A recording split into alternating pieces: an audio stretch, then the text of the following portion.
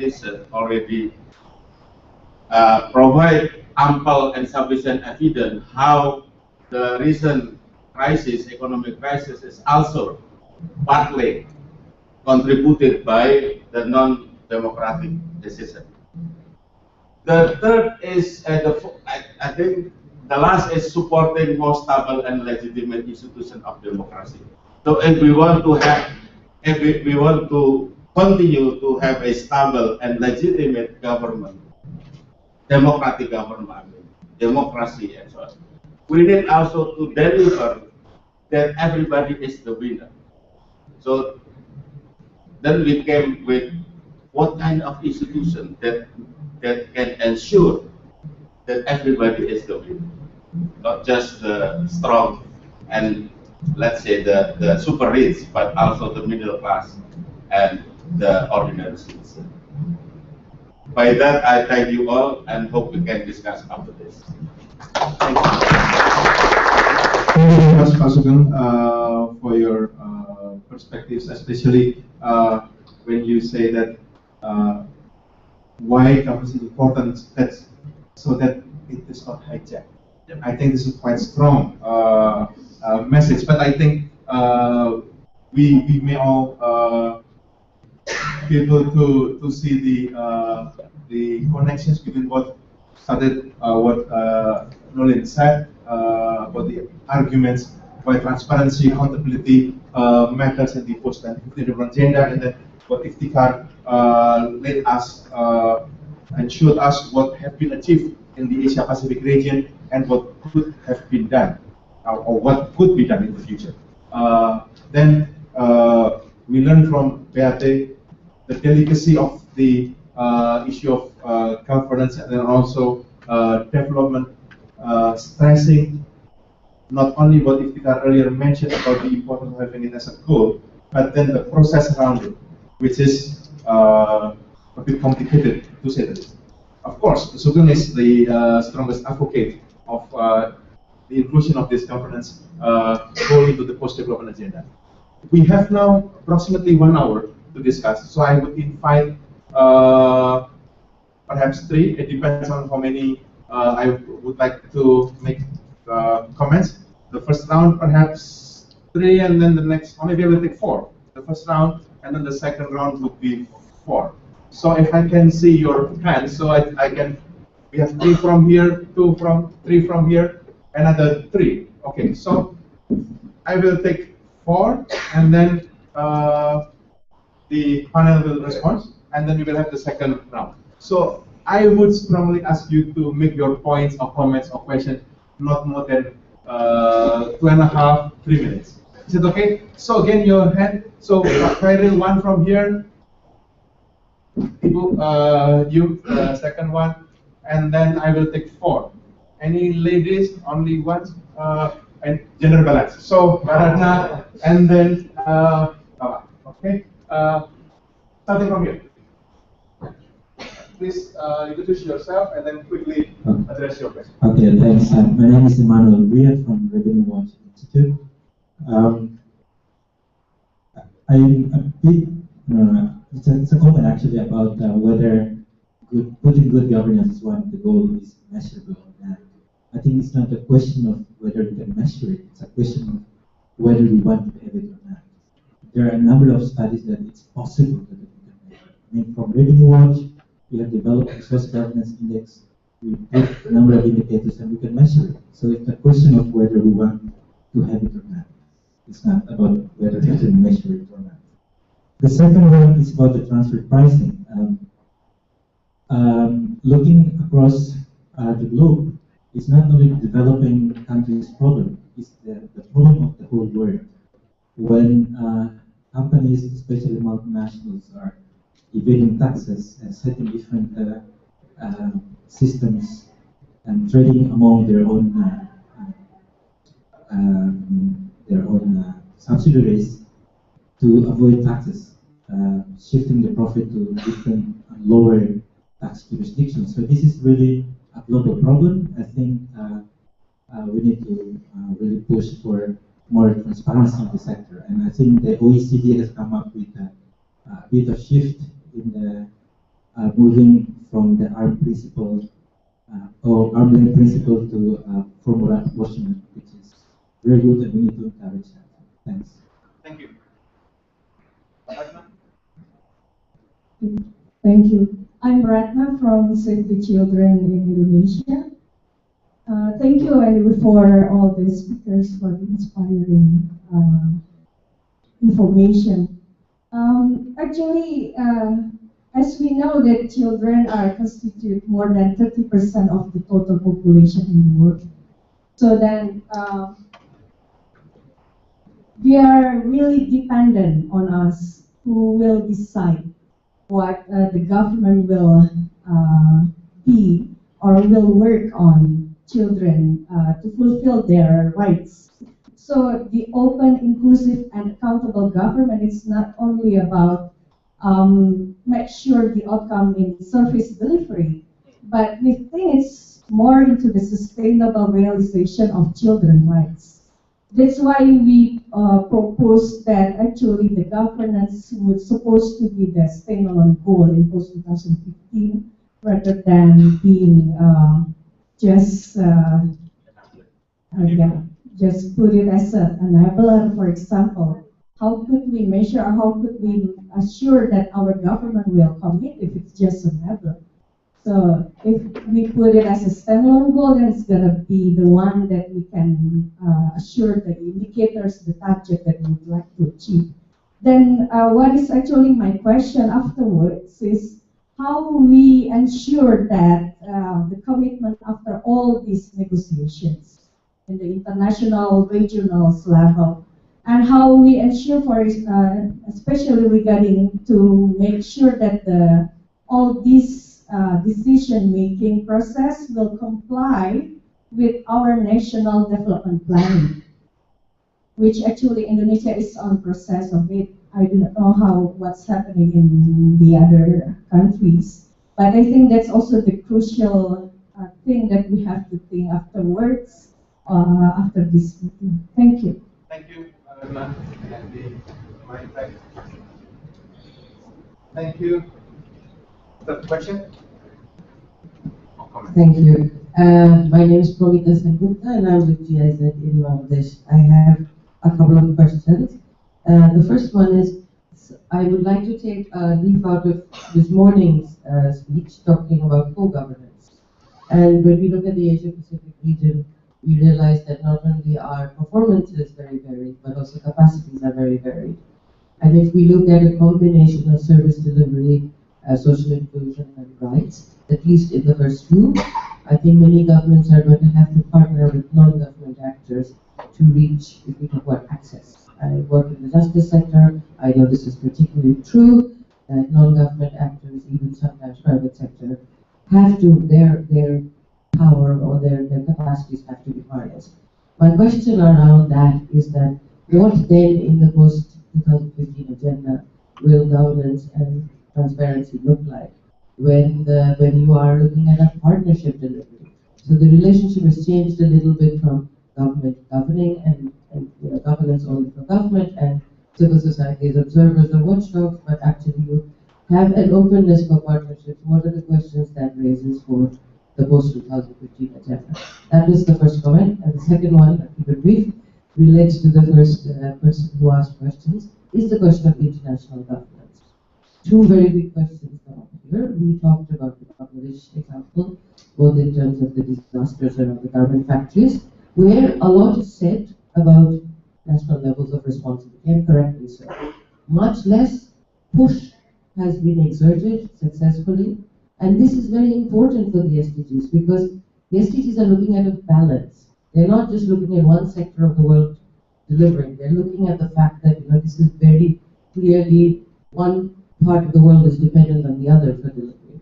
I don't think that we have so far been very successful in getting actors on the demand side in this case, let's say the garment industry, to the table. How will we seek to influence this in the future? How will we even seek to influence development programs? Again, talking about Bangladesh, there was a huge corruption issue in Bangladesh the last 2 years with a program around the World Bank. But clearly, other countries were involved in the bribery, but that conversation has been dropped. So there are no consequences in a certain sense for governments where big scams are happening. And in good faith, we've got to show some examples, otherwise, what are people going to follow? Yes. Thank you. Thank you for the questions. Khairil, introduce yourself and Thank you, Yalwan. My name is Khairil. I work for the Ministry of State Secretariat. I remember I read a book written by William Ryder. The title of the book is Who Will Tell the People? It was written in 1990 something. It is very interesting. What is the difference between open government and less open government or closed government? The difference is supposed to be the open government has a better capacity, better self-correcting capacities compared to the less open government. But the fact of the matter is not exactly like that. Yeah? He mentioned in his book, after a politician got elected, and then he will be surrounded by a very strong interest group in the political bazaar. Yeah? Either it is in Washington DC in case of the US, or Jakarta here in Indonesia. And then finally, open alone is not enough. We need to fight the corruption. We used to live in this country a long time ago. Everybody conducted corruption activities openly, and the people is very permissive of that. So it is also part of the culture. So we need also to change the government culture, the corporate culture, and also the culture of the society. And if we can put in place the open government with a very good politician, clean politician, and the next question will be how fast we can do the correction. Yeah?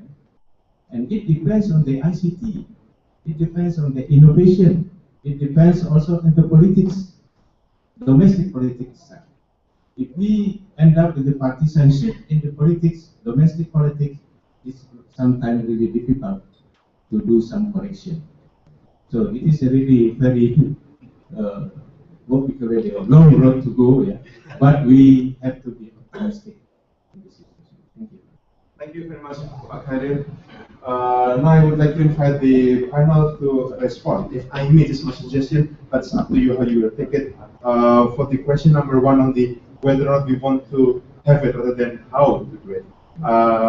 If I may ask Pak Sugeng to address that question. The second question that we have, how to ensure commitment.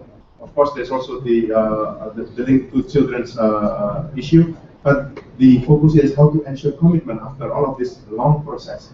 So perhaps I would like to invite you, Beate, because you have been dealing with the UN system so far and very experienced in this matter. And then in co-governance, the third questions, not because you're from Bangladesh, but perhaps because what you mentioned, perhaps much better this question. And then lastly, what Pak Khairil mentioned, Nulin, you would reply to that. So, who would like to start? Please. My simple indicator to the governor school is, for instance, I imagine that one of the indicators is that 100% of all countries under UN system are member of the open government, for instance. It's very broad, but maybe debatable. But that's something that I'm thinking. Yeah? Because in other words, I want to say that yes, agree that the question is not whether it is the indicator or whether it's agreement. But my point is that we should not underestimate that some important countries are really opposed or are really reluctant to support that the government to be a standalone goal. governance as a standalone goals because many reasons. And if you look at, well, some country will say, well, I do better without good governance. And then other country will say, like Indonesia, I think it's do better with good governance. So that's why I take side with Indonesia experience. But maybe other country and a huge country have a huge political leverage, belong to new emerging countries, will say, otherwise, for instance. So that is really the political challenge. It's not technical indicators that we lack of, but the political support. And that is really the case right now. And that is, I think it's more worrying, and we need to, to unify in terms of, challenging or tackling that barriers. So that is my. Thank you, Pak Sugeng. Thank you. Being rather closely involved.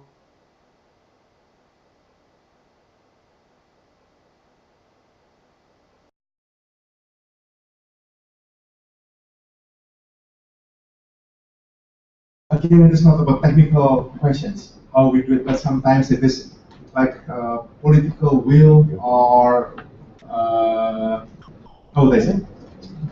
Everything under the sun is politics. So it is a long way to go, but we can mobilize support, we can mobilize ideas, and this is why I think this kind of forum is important. This is why the second response from Beate would be interesting to hear. I don't know what she will respond, but even after this, after this big things happening in the UN, the Asia Pacific, in Indonesia, how can we sustain commitment? How can we sustain the political commitment to carry this out? So I don't know what you are going to say, Beate, but because you are familiar with this, maybe you can respond to the second question. Well, it's a tough one. I mean, I think what is clear is that we know how to do it, right? We know how to measure it. So it's not a question of is it technically feasible. We have lots of different examples, right? How you measure transparency, how you measure accountability, how you measure participation, how you measure sort of adherence to some of the key governance principles in terms of civil liberties, human rights, etc. So that's really not the problem. The problem is indeed a political will question, how we generate that type of commitment. I think there are a number of things to say there. One is, what I was saying in my speech, that from the consultations, and that case has to be made to the heads of governments and the intergovernmental consultations.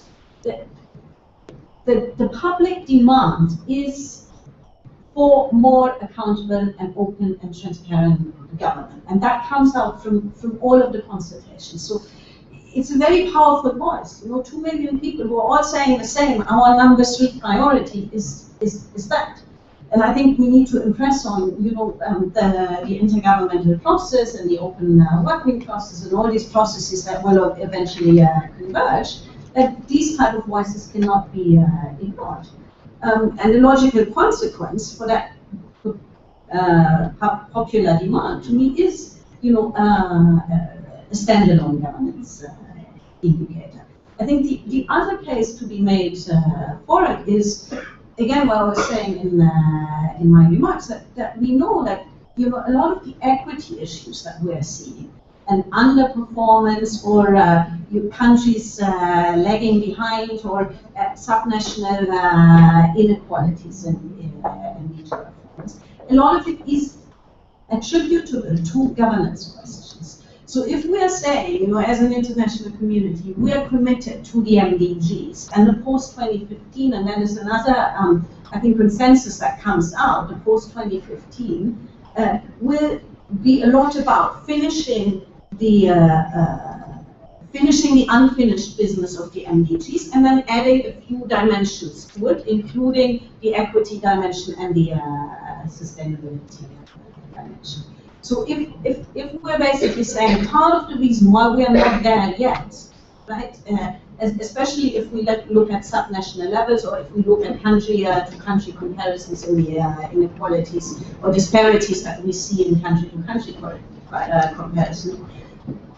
Reason why we're not there yet is the lack of good governance. Then I think that makes another very important case for a standalone indicator on good governance. And these arguments, I think, need to be brought forward quite forcefully.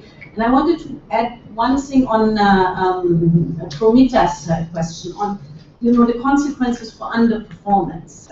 Underperformance also on the governance side, and basically cases like this in Bangladesh, evasive corruption leading to collapses of buildings, burying thousands of people in the garment industry, and everybody is in collusion.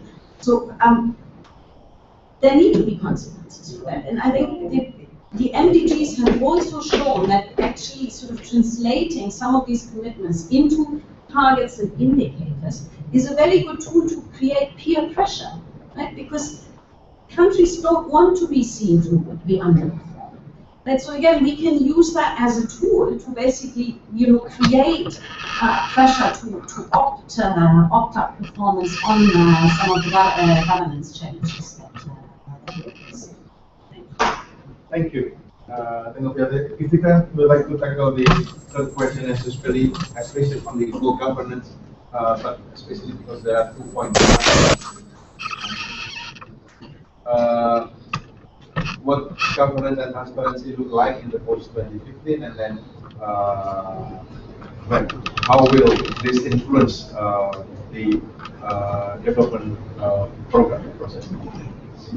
Thank you.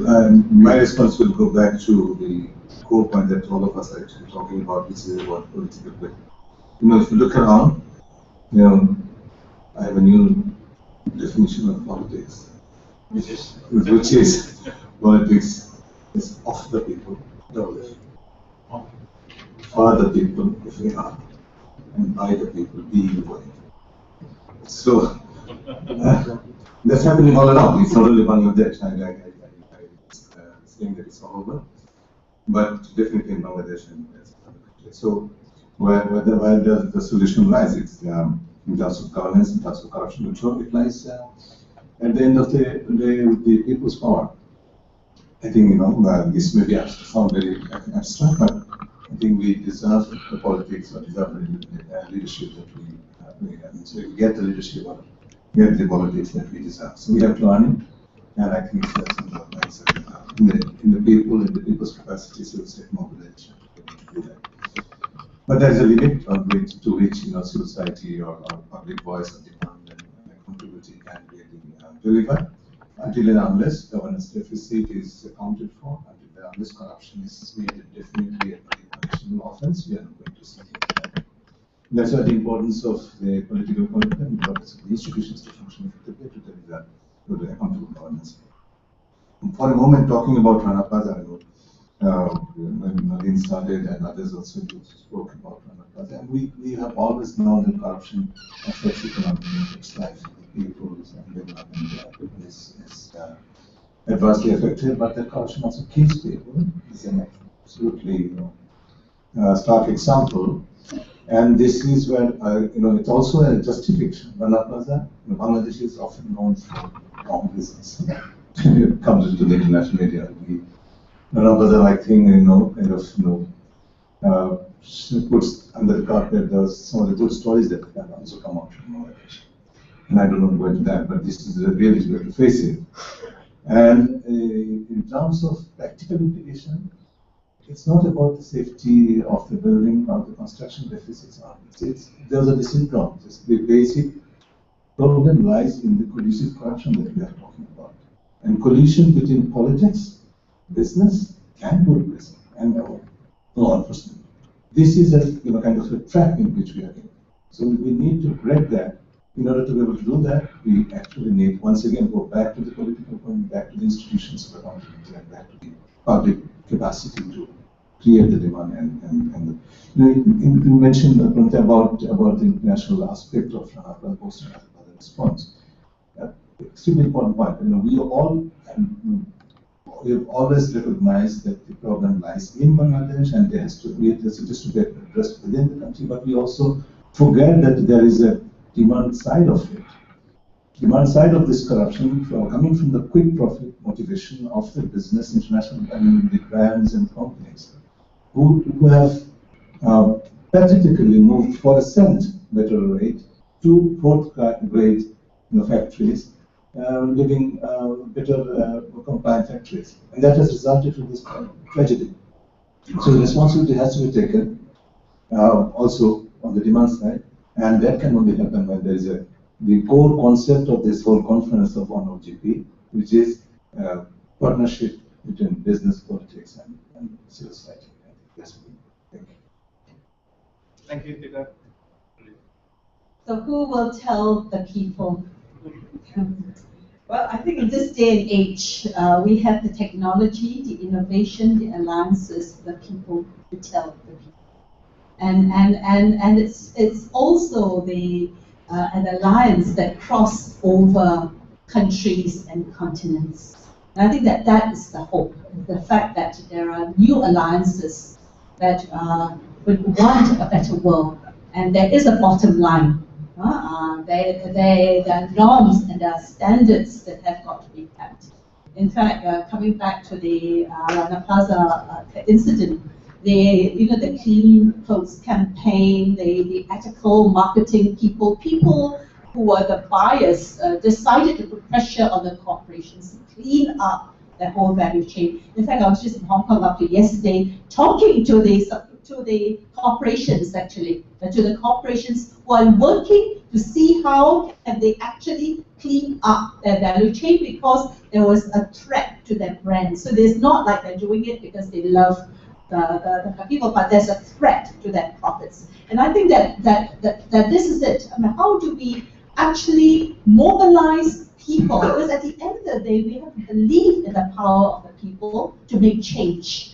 Because we are the majority. We unfortunately have a situation where our politics are being captured, and you call it, and I like it very, very much, captured by interest group in the political bazaar, right? And it's money politics. This is so unfortunate that a small group captures it, and then after that they change the law, and suddenly it becomes a rule of law. So, but this corrupted, manipulated law. That's why it's important to bring the human rights, the justice aspects, and all the international norms and standards. And we have to find a way of shaming, really shaming, and therefore the voice of people, the sharing, use the information technology. I think the best thing that has happened in terms of governance and democratic transformation is precisely because we have the technology to do it.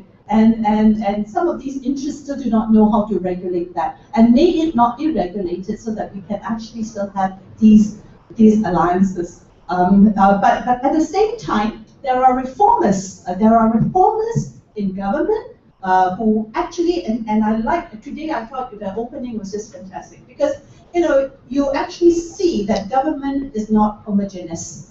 And the fact is that there are struggles within governments and within our nation states. I'm from the UN. The first part of my answer, you'll be thinking, UN. Well, I am.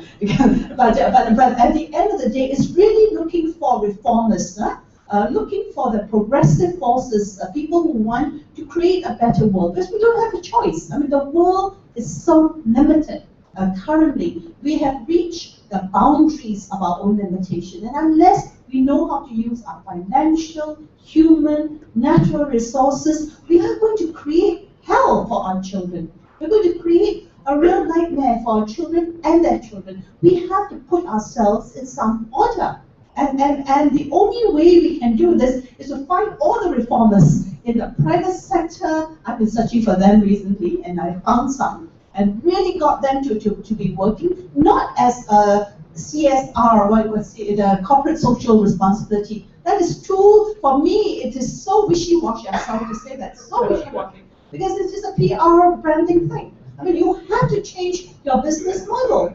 and you have to be accountable in the way you make, you generate prosperity. And so I keep talking about there are new ways of generating prosperity, which takes care of people, that actually takes care of the planet, and we find it. We actually find it. And that's where the common space should be, is finding this new pathway to break through our gridlocks. So who will tell the people? The people will tell the people and tell the government, so that they can be, there will be the next transformation where the close governments can become, or the less accountable governments can become more accountable. But what I'm really concerned about is the cost of doing that to individuals. And so many people have been put in prison, have been, their lives have been destroyed. It is so unnecessary that the human cost of this journey should be so high, and I think we should stop it.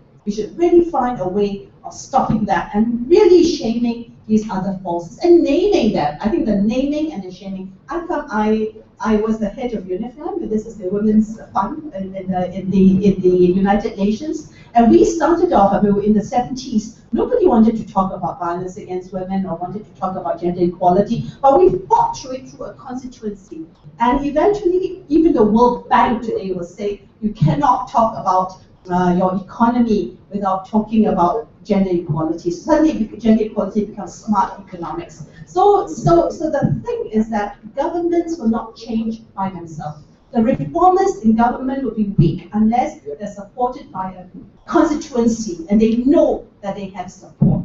The people who want to change the private sector will need to know that it is not just the supply side, but there's also the demand side that is demanding a change in their business practice. And I think that if we begin to bring all that together, I am optimistic that we can make the next journey. Thank you. Thank you for the wonderful response from the panel. Can I ask how many of you would like to speak? I just would like to count all hands. 1, 2, 3, 4, 5, 6, 7, 8, 9. I will do something a bit dramatic. I will let everyone speak because it's not my duty to stop you from speaking. But 1.5 or 2 minutes maximum.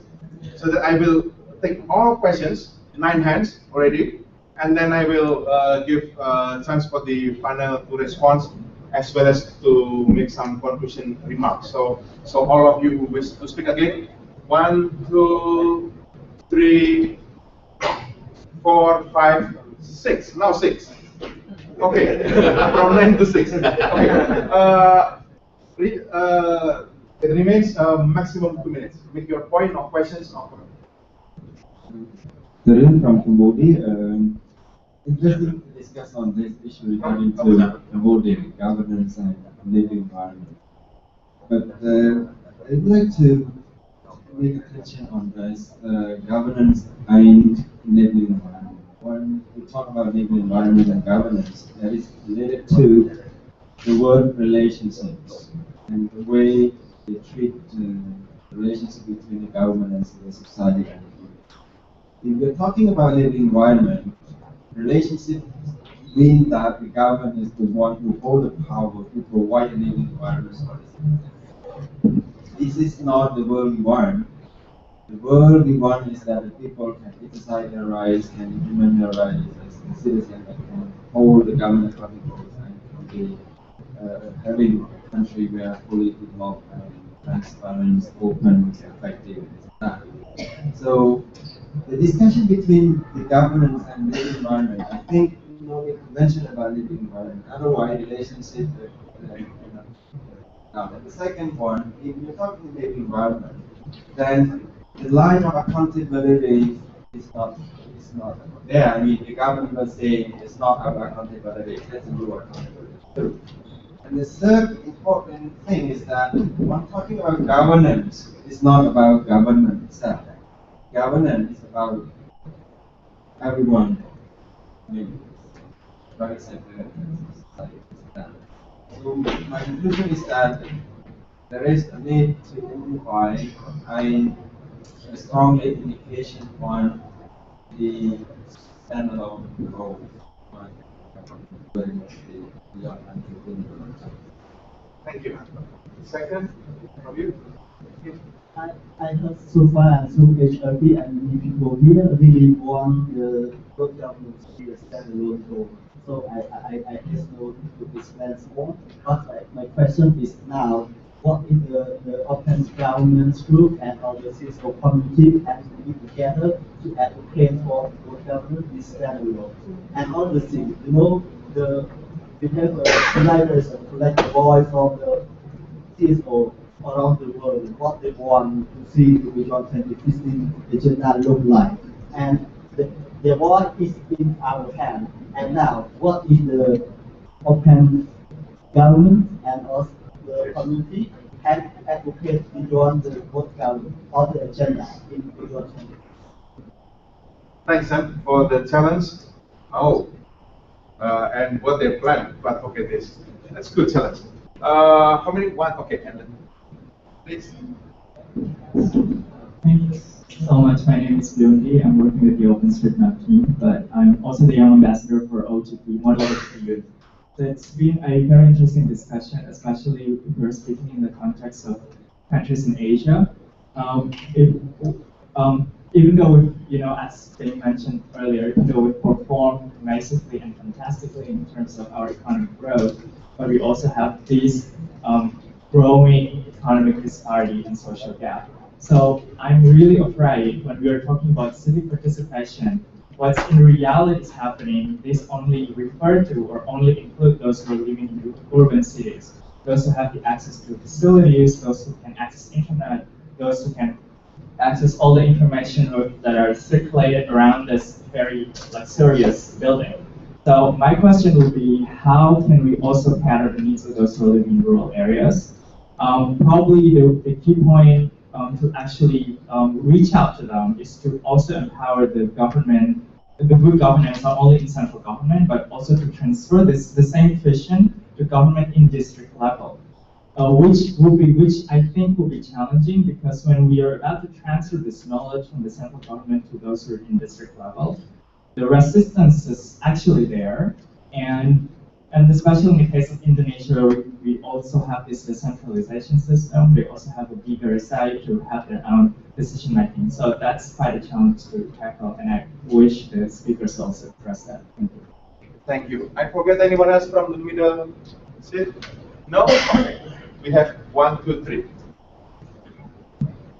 Thank you very much, Mr. Moderator. This is a very good opportunity to participate in sharing idea in the Open Government Council Asia Pacific Agreement Conference, not only Indonesia, but there's many countries here. Regarding to the speaker mentioned about what is open, what is a good government, how to revitalize open and good government, what the benefit of the open and good government. This is the era, this is paradigm for information, for innovation, that no country, no government resistant to that information technology powerful. That government people, individual people must be learning organizations. ICT must support all people learning, not only young people, but old people must be learning through internet, through system of information. Every country should be developed system of information. How to make the distance between government information to the citizen very, very short. That can make democratization information, can make a good public services, can give access to information. So all of this is from the government. The government that not do that will be late, will be not can reduce the poverty, cannot create a job, then something like that. Thank you very much for the opportunity, Mr. Moderator. Thank you very much for your enthusiasm and comments. I believe the panel very soon. Yes, good afternoon. I'm Joel Barredo from the Philippines, represent the Ads and Youth Movement. And 2 years ago, I was here in Nusa Dua, exactly in this location, where I attended a Global Youth Forum. And we discussed about mainly on population and development and how it affects young people. And most recently, last month, I was in New York, and we did the final push to the governments where we tried to to make them realize the importance of sexual and reproductive health and rights, specifically of young people. I think there's one core value that the states in New York, the missions and the capital forgot. It's forgetting that the post-2015 is not about the government, but people themselves. And I think it's important to also realize the importance of body governance and the acknowledgement of the diversity of identities of people, of the individual wants and needs. And I think that's the core value that the post-2015 is missing in its sustainable development goals. And I want to know what's your opinion on it, and how do we make sure that despite a very, very strong opposition from rather conservative governments and states, that we can still put this in the agenda. And I know that in September 2014, they will be, the General Assembly, they'll be coming out with a kind of final outcome related to this. So please give us your thoughts. Thank you very much. And last one? Sorry. Emil Sørensman from Ministry of Foreign Affairs in Norway. One of the major objectives of both the United Nations and the World Bank is to eliminate or at least reduce poverty. Being more concrete, this discussion of governance. Let's go to India, which has a major part of its food people, which I do not think are asked about the interests of the future development plans of the United Nations. They are not among the 2 million which the world countries are interested in health education and governance.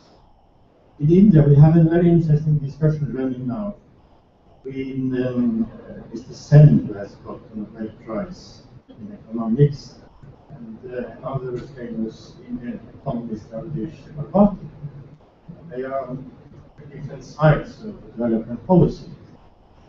Mr. Sen, together with the government, they are for terms, spread the money thin, and especially try to reduce inequalities among poor people. While Mr. Bharati, he wants growth. Because growth, if you do not have growth, no, increase the cake, you will not have much to distribute. So there are two sides of the coin, which is very interesting, especially in discussions. As go back to governance, which is the topic here, I think one should also discuss policy issues related to governance, and not only things accountability and these issues. Because the politicians, of course, they have the major job of creating a path for the future. Countries' real future is dependent on having good politicians, and they depend on governance, transparency. Another area which is very important in Asia Pacific is, of course, the quality of the oceans. An enormous volume of pollution these days, acidification, plastic, and these have enormous consequences on the fishery sector, which is, of course, related heavily to the future food supply, food security. Another major problem in the population now, especially in Asia. But there hasn't been much talk about these issues I wonder if we have 22 major representatives from the UN system here. It could be. Thank you. Well, we have 6 questions, and I think, to be more precise, 5 questions and 1 comment.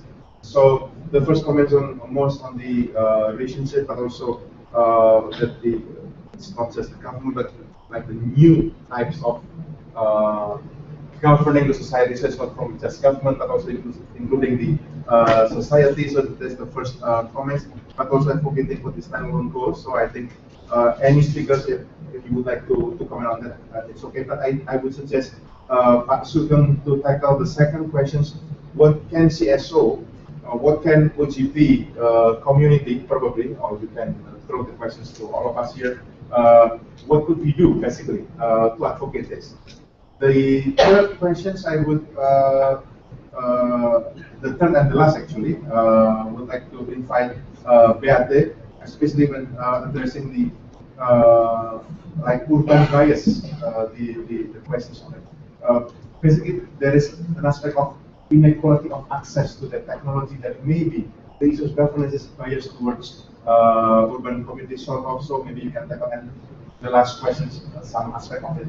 And then if you can tackle the fourth comments, especially this new era, with the new technology, how can we make these issues more prominent, not only for young, but also the elderly people, that everyone needs to keep learning, because this new technology basically brings about new opportunities as the fourth questions addressed. The fifth one, the post-2015, it is about people. I would invite Nulin to respond to this, as well as enriching Beatrice's comments on the sixth. So I would like to start from Sugeng, and then Beatrice, and then Iftikar. I was thinking to probably to activity or to measure to step that OGP can do to advance the governance agenda is to really have a debate, yeah, sponsored by OGP during the UN event, either in September or October, about what is really their objection, especially those.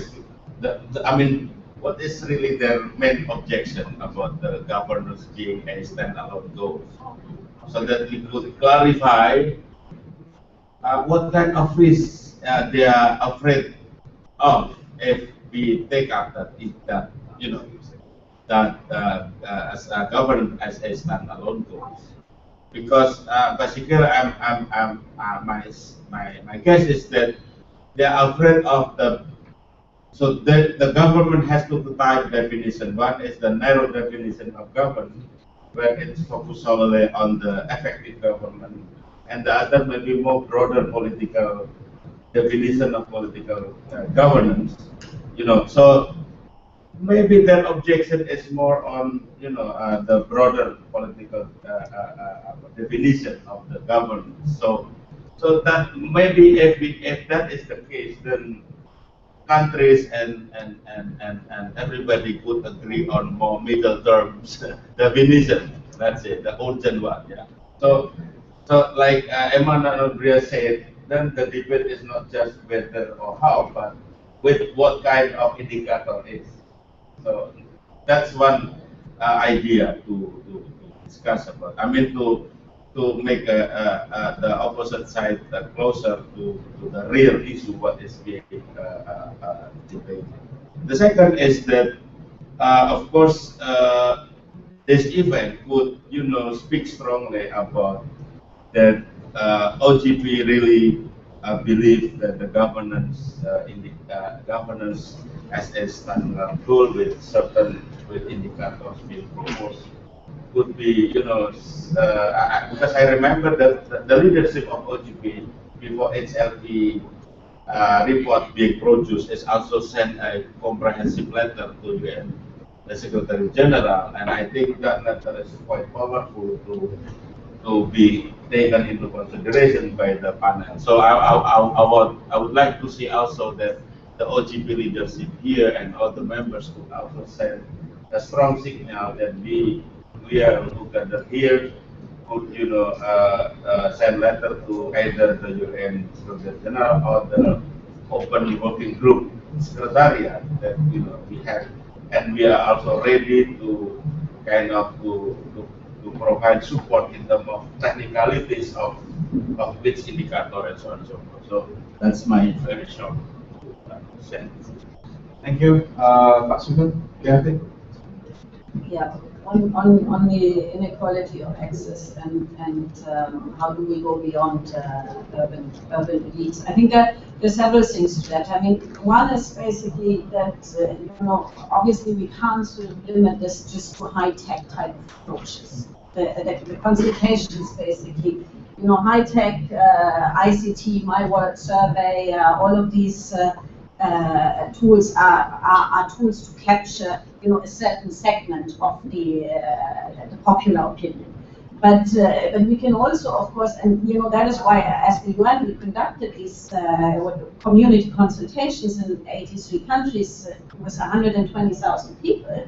That was face-to-face consultations, inviting, representatives of all kinds of groups, marginalized groups, to make sure that we get their opinions into the process. So that is a process that is already ongoing, and I think we can do much more on that front as part of as the sort of agenda evolves, maybe to sort of validate some of the things that are coming out of the open working group process. I think the other thing that there is to say is, that nowadays you can also do a lot with big data, basically, just to sort of, survey trends and get sort of certain, clusters of concerns just by, looking at text messages. And I mean, in most of the developing world, people, the one thing that they have is a mobile phone. Right? For Indonesia, that also applies. I mean, the density of usage of mobile phones is extremely high and goes to all sort of remote areas. So one aspect, one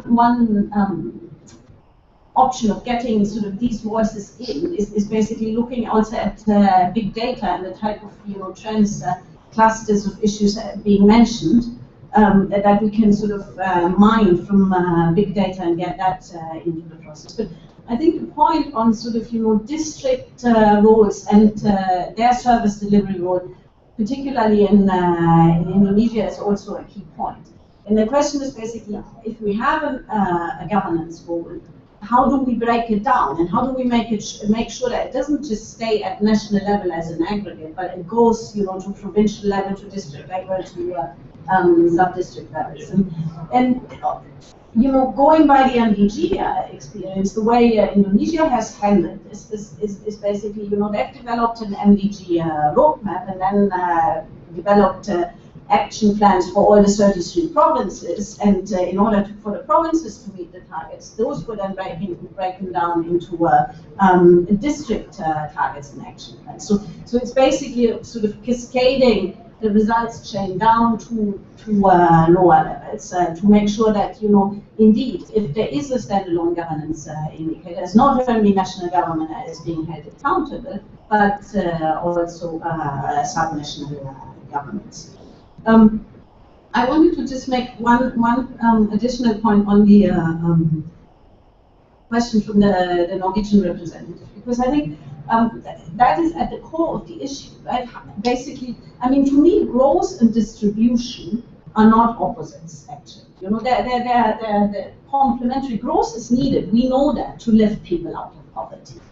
But the question nowadays is basically, how do we make, and that is what the post-2015 debate is all about, how do we make this growth more equitable, so it actually trickles down? The problem oftentimes is not the absence of growth, the problem is the distribution. So how do we come to better formulas of equitable distributions, and again build accountability mechanisms that ensure equitable distribution? And the other part to that whole debate is, how do we then, knowing, as Nolin was saying, that we are hitting planetary boundaries on, a lot of the key indicators on climate, on phosphor use, on you name it.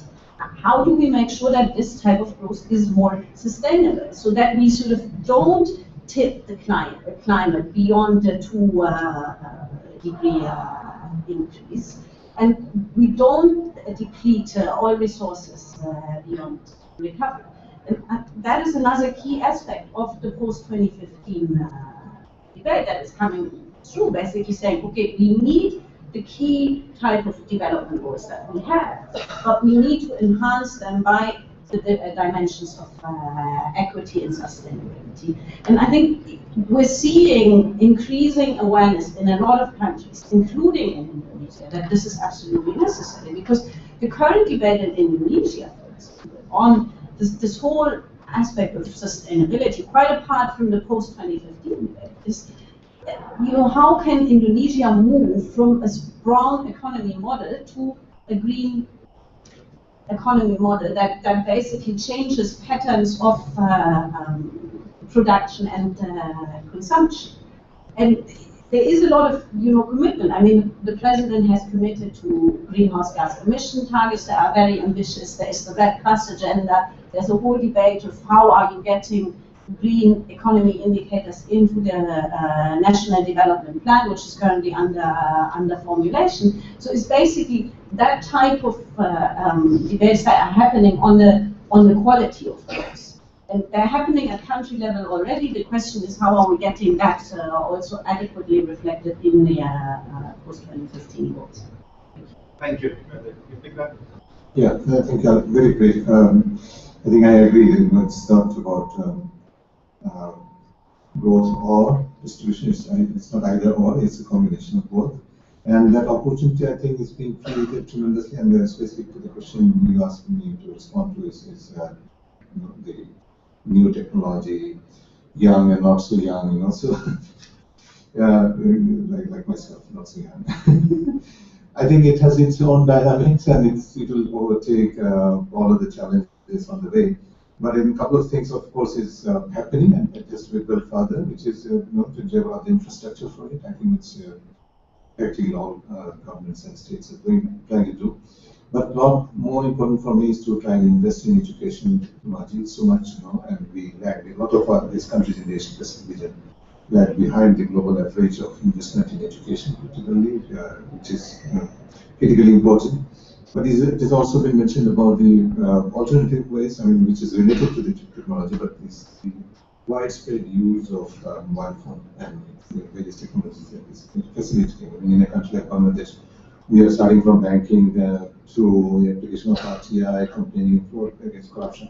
All these things are also taking place as a result of empowerment that is taking place by usage, widespread use of the mobile phones. So I think it has its own dynamics, and we should see that happening. But at the end of the day, I think I would go back, you know, as a final point that I want to make, is about us trusting on the fact that the power has to rest on those who should belong, which is the people. And we have seen in the example that I gave in my presentation of the positive changes that have taken place in terms of laws, institutions, and policies. They have taken place to a great extent, to a very substantial extent, because of the engagement of the civil society and people's power with the government. And that is happening. Whether it is a new law to be drafted or a new institution to be created, that has happened because that, you know, as it's already mentioned, that, you know, governments are not monoliths.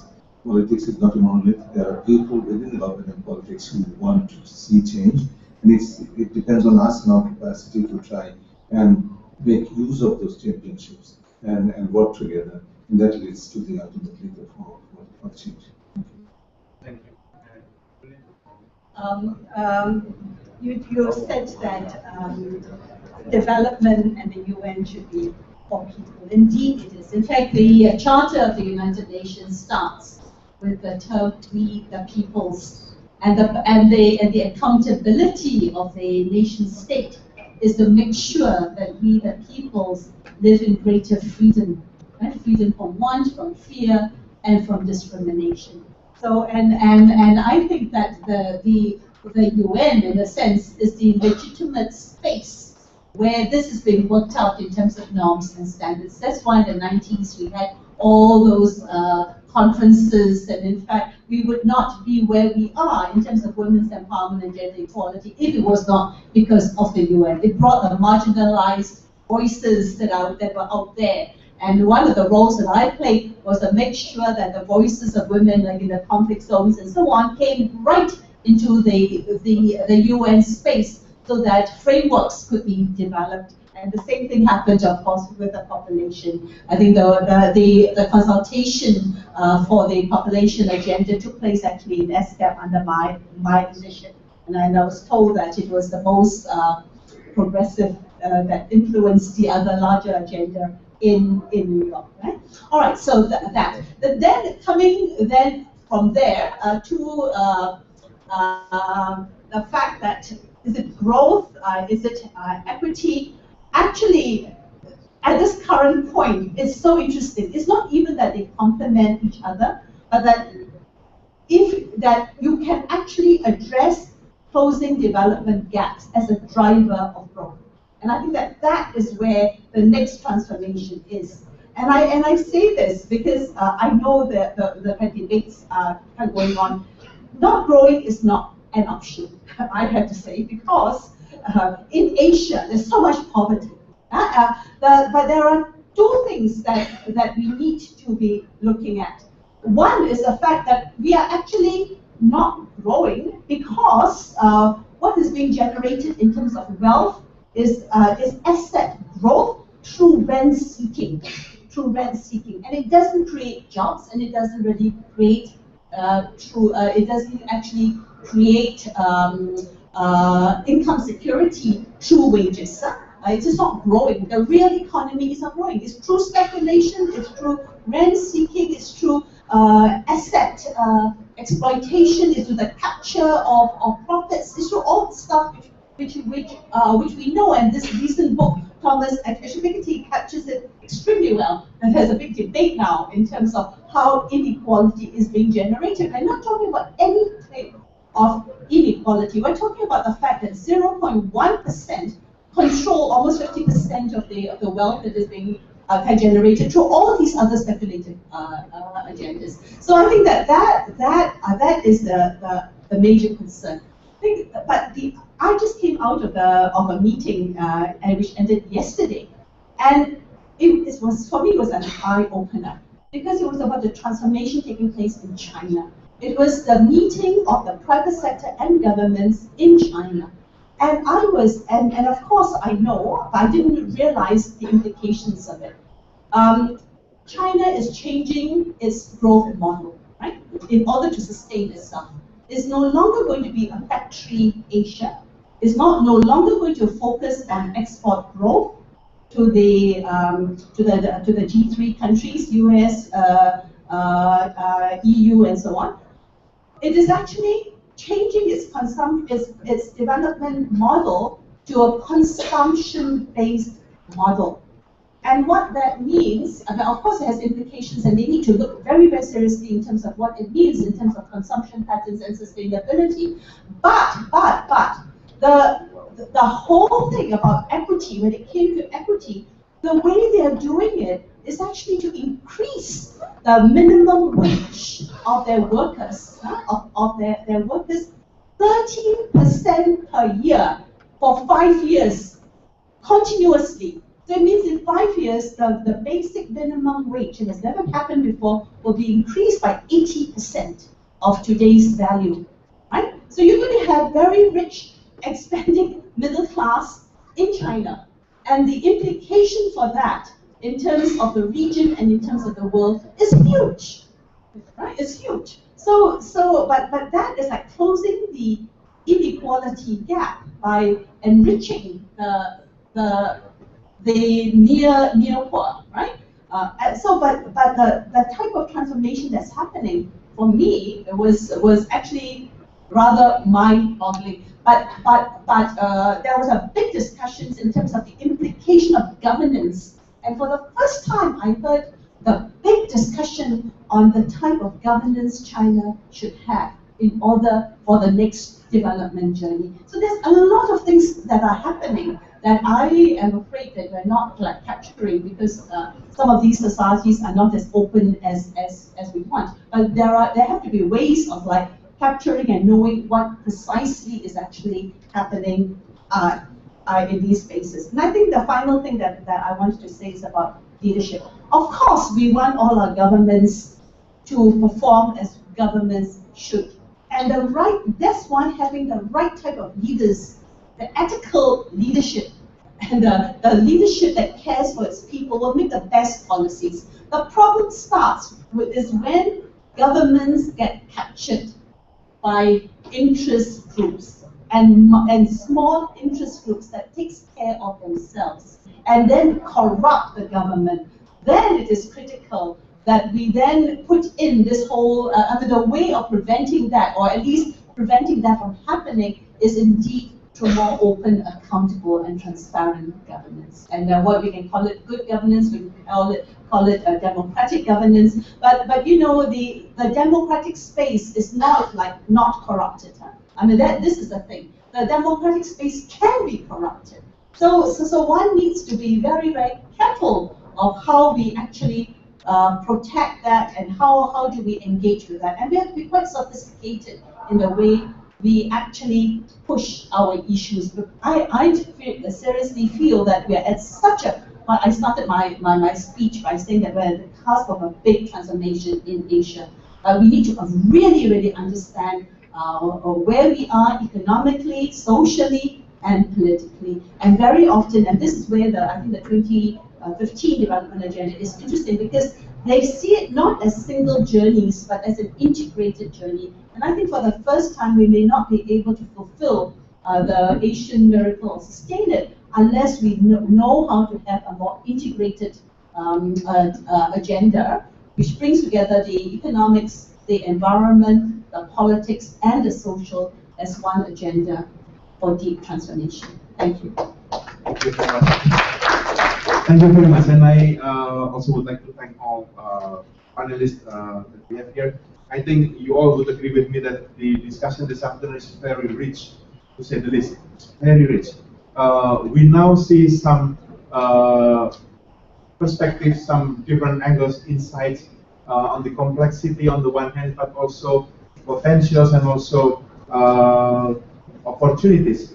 How to bring these two issues together. Open government principles and values, transparency, accountability, openness, public participation, innovation, when we discuss the post-2015 development agenda.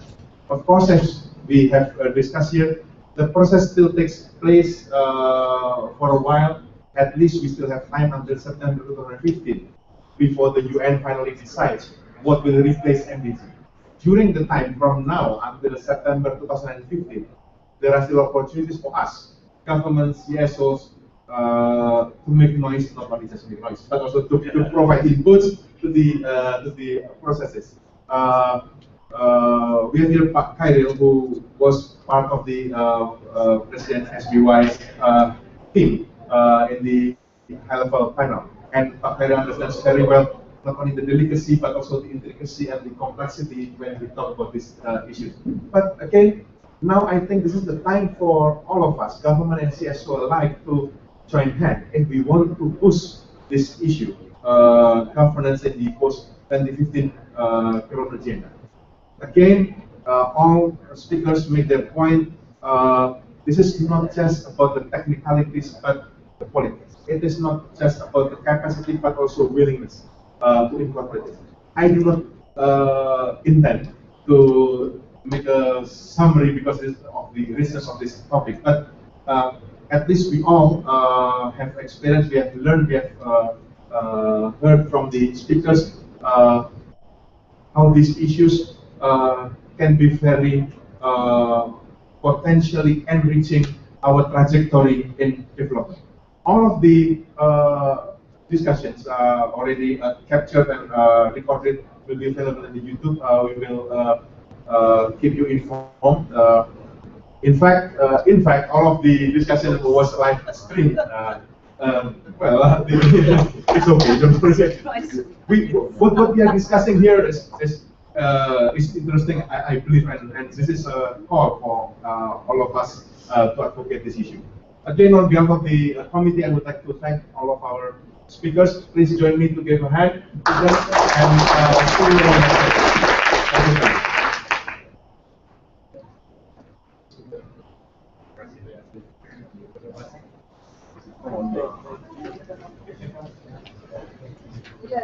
you. Thank you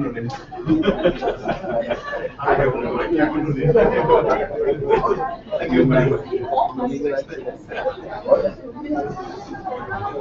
Yeah, man, I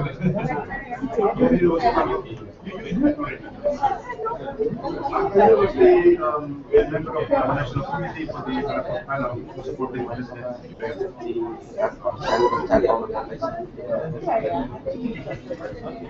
I'm informed that the coffee break is available on the foyer. You can sit there. You can use the opportunity as well to network with the speakers and others.